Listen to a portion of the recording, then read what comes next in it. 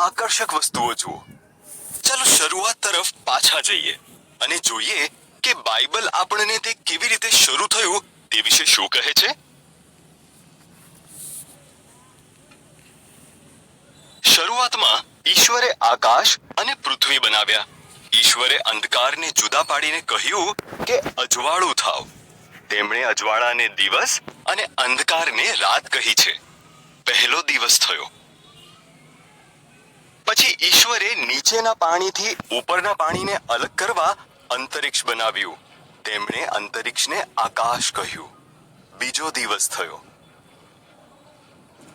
ઈશ્વરે પાણીને ભેગા કર્યા અને કોરી જમીન દેખાઈ.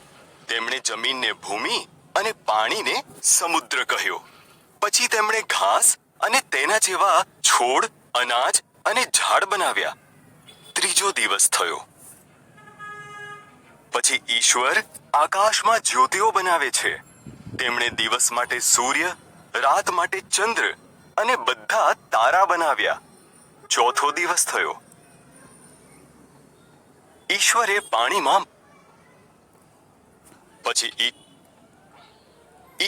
પાણીમાં માછલીઓ તરતી મૂકી અને આકાશમાં પક્ષીઓ ઉડતા કર્યા. તેમણે તેમને કહ્યું, બચ્ચાઓ પેદા કરો.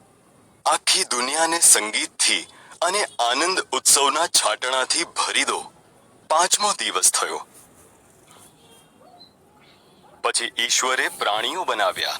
તેમણે ખેતરના પ્રાણીઓ, જંગલી પ્રાણીઓ અને એવા પ્રાણીઓ બનાવ્યા જે જમીન પર સરકીને ચાલે. ફક્ત એક બીજી વસ્તુ બનાવવાની છે. ઈશ્વરે કહ્યું, સૌથી વિશેષ વસ્તુ.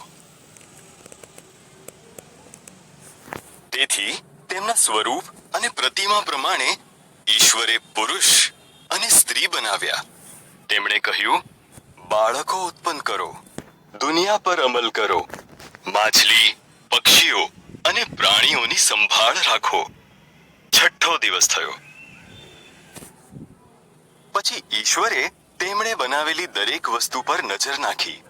તે ખૂબ સારું છે, તેમણે કહ્યું. તેથી સાતમા દિવસે તેમણે આરામ કર્યો અને તે દિવસને વિશેષ બનાવ્યો. સાતમો દિવસ થયો.